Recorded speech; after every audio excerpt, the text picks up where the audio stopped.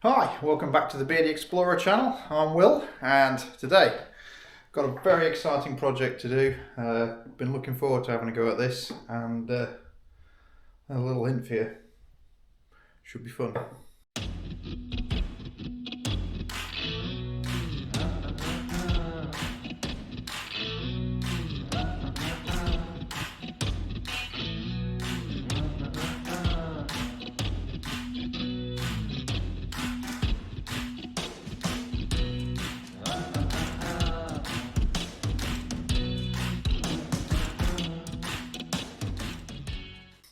Okay, so in this episode I'm going to attempt to make a bushcraft knife with basic tools. I've obviously got very many sort of high-end tools to do this with, grinders and all the rest of it. I've got obviously belt sanders and a few bits and pieces, grinders like the handheld grinder. So yeah, this is a project I've been looking forward to having a go at. I've plucked up enough courage to attempt it. This could go badly, it could go really well. So hopefully you'll enjoy the experience as much as me watching this. Yeah, so exciting. That's the basic pattern. I got this online on Pinterest, I think it was, and that's the knife I'm going to hopefully try and create, like a bushcraft knife. I've got this bit of flat bar, which I found in my shed. No idea what steel it is. It's quite girthy, quite chunky. It's going to be quite a hefty knife, to be honest. But that's all I've got, and that's what I'm going to use, and that's the pattern. And I've got a bit of Zebrano timber here, which I'm going to use for the handle to cut scales out of this. This is another bit of worktop. This was a sample piece that was given to me. Very lucky to have that. So I'm going to turn that into, hopefully, what will be a beautiful bushcraft knife. But yeah, we'll see. Let's have a go and get started and see where we go.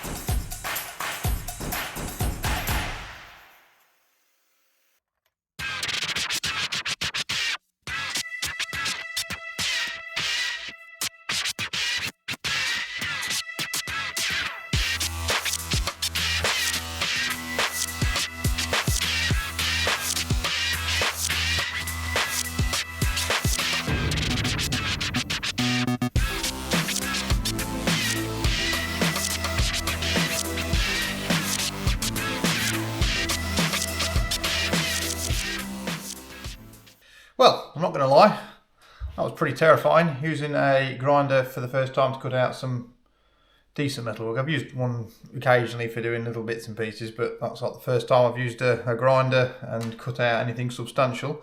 And yeah, scared me to death to start using it, but once you got into it, it was okay. Just got to be very respectful of grinders, because they cause more injuries than any other hand tools, so I believe.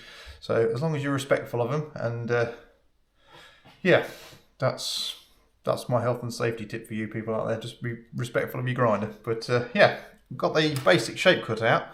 Really happy with that. But as you can see, it is going to be quite a girthy old blade. But like I say, this is the only bit of metal I've got, so we're going to work with that. But yeah, got the basic sort of shape sorted out. I've got a disc sander in my shed, which I'm going to use in a minute, just to tidy up these edges and get them a bit more square, because they're a little bit wibbly wobbly. And then I've got some files which I'm just going to cut out some of these tighter corners and just shape them up a bit nicer.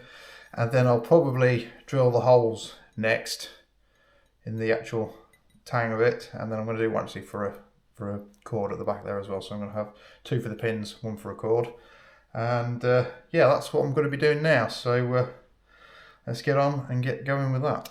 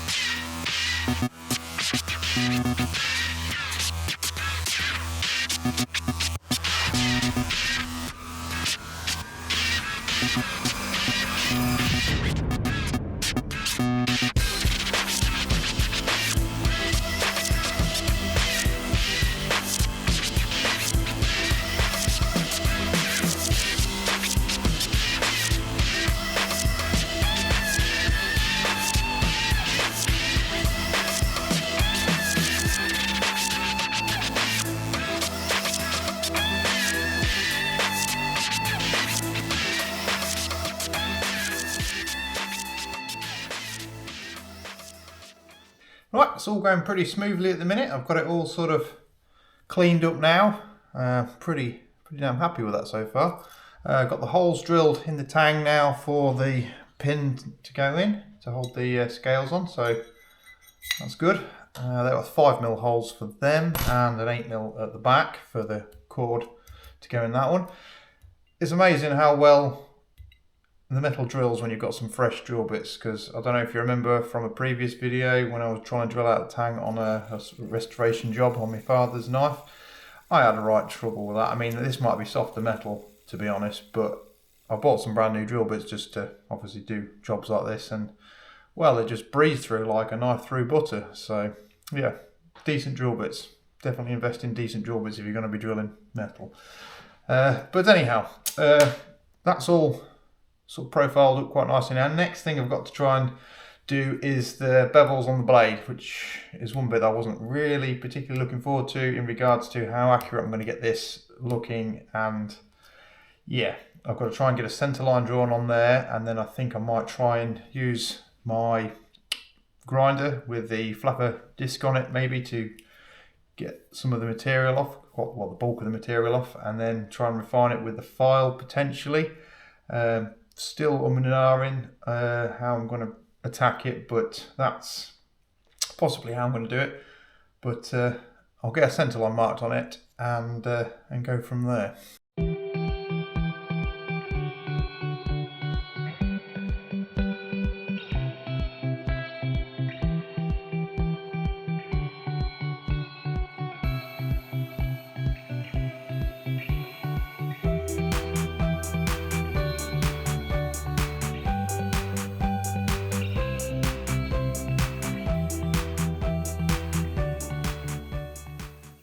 Right, I've just rigged myself up a little contraption here, and this is what I'm hoping to use to keep my bevels accurate to a point. Obviously it's a bit freehand and a bit sort of trial and error, so I'm hoping to use this and hold my file against this bit of metal work here and then just run it across there, and then obviously this is held at the back there to try and keep the angle.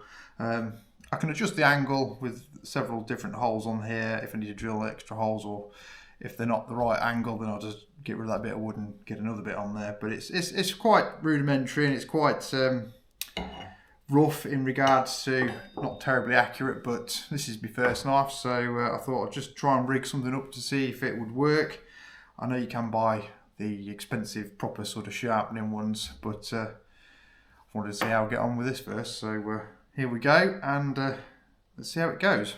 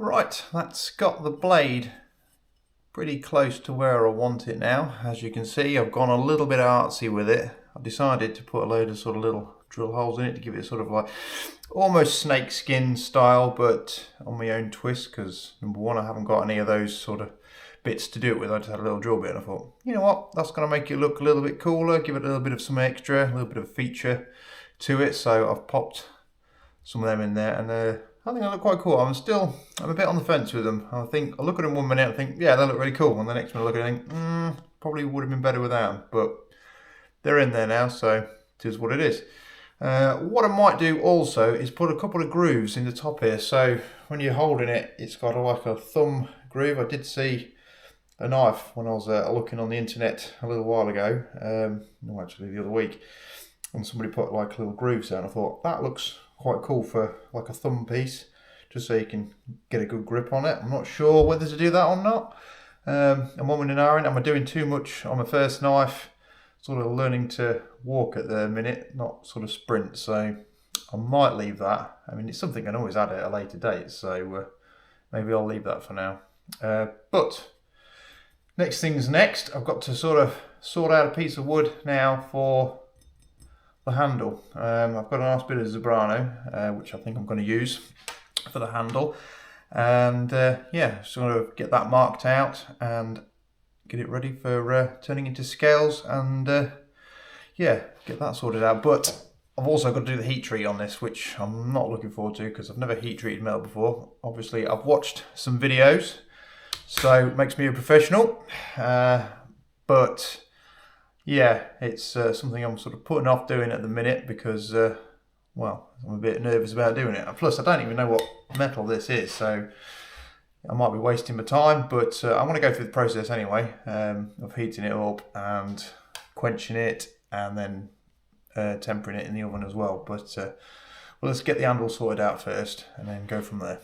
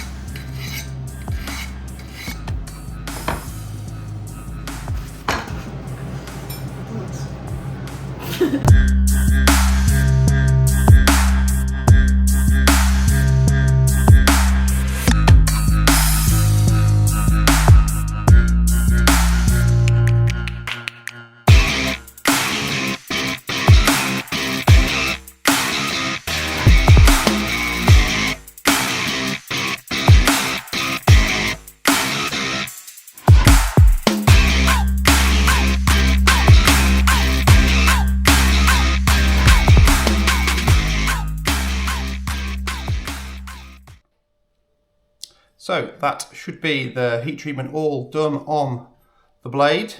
Started off by doing 2 cycles of normalising the metal, so getting it up to sort of red hot and just letting it air cool. I then went on to do the quench. I actually did that twice because the first time I did it, I don't think I got it hot enough because I tested it with a file and it's supposed to sort of skate off the metal if you've gotten it hard enough. And I felt like it was still biting in a little bit, and I was not convinced I'd got it up high enough on the temperature wise. So I got another sort of go at it, and I got it nice and glowing hot. And I think we lost its magnetism, which is what you're looking for. So if you've got a magnet and you get it heated up, if it loses its magnetism, then you want to go just a little bit further than that, get it just a little bit hotter, and then that should be hot enough to quench. And that's where I went with this one. I ended up using 3 Bunsen burner type blowtorch things in the end, just to maintain that heat. I think because it's such a thick piece of metal as well, just took absolutely ages to get it glowing. But hopefully we got it correctly. And then I put it in for 2 cycles of in the oven at about what did I put out? 450, which is about 235 degrees centigrade, to do the tempering. So hopefully we have a decent blade. It is my first one, so potentially it might not be completely up to par, but I'm hoping so. So now I need to just polish up and clean up the blade to get that ready for sharpening a bit later on. But first thing I want to do is get this handle sorted out. So I've got my 2 scales, my blanks of Zebrano ready to go, and we'll try and get this handle all shaped up, sorted out and looking nice. So let's get on with that and get this handle sorted out.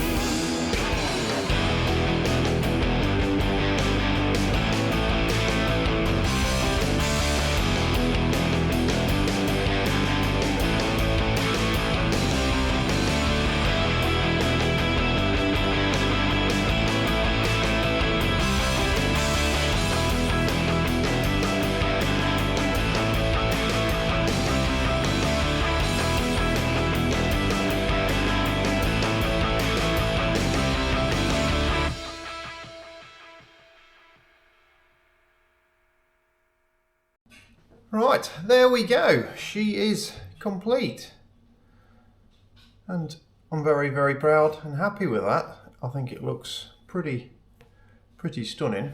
Now that the little, well, it's kind of snake skinning, if you will, it's gotten darker when I did the heat treating that, and obviously shining up the blade, and it's made it look rather cool now. I was a bit and ahhing whether I'd done the right thing with that, but now looking at it, I'm thinking, yeah, that looks pretty phenomenal. I like that.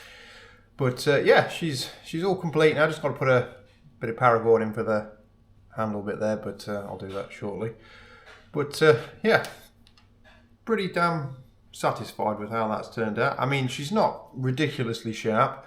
If I go on the whetstone, that's one thing I would like to get, is a decent whetstone. The one I've got is a bit old and a bit dished and a bit not brilliant, so it's not stupidly sharp, but you know, it's got the capacity to shape its wood off quite easily. It's not brilliant for the paper. I tried it with the bay paper and it sort of dragged a bit, so the edge is not super sharp, but that's something I'll obviously have to practice, obviously sharpening blades properly. But aesthetically though, super pleased with that. The Zebrano handle looks pretty cool. Very happy with that, and shaping all that was just the best time. I really enjoy doing things like that, doing the handles and shaping them up, and it feels super nice in the hand. Agreed, she is quite girthy. She's quite a big old gal, but I think for bushcrafting, and yeah, I think that's going to work quite well, doing any sort of bushcrafty things. And yeah, hopefully it'll last. But a sheath would be nice for this also. That's still sort of planning on trying to get some leather together so I can do some leather work, because I've got axes to do and obviously knives to do now. So yeah, keep yourself posted for that, and hopefully we'll get sorted with a bit of leather work soon. But anyhow, if you've enjoyed this video, please drop us a like and a subscribe. If you're interested in any other sort of making videos, I've got a bit of a playlist together now of some of my projects that I have been doing, because the weather's been a bit rubbish here in the UK of recent, so I haven't been out and about, but I've been doing obviously a lot of little crafting projects. So yeah, check out the playlist, and hopefully I'll see you again next time. So take care of yourselves, and I'll see you again soon. Bye.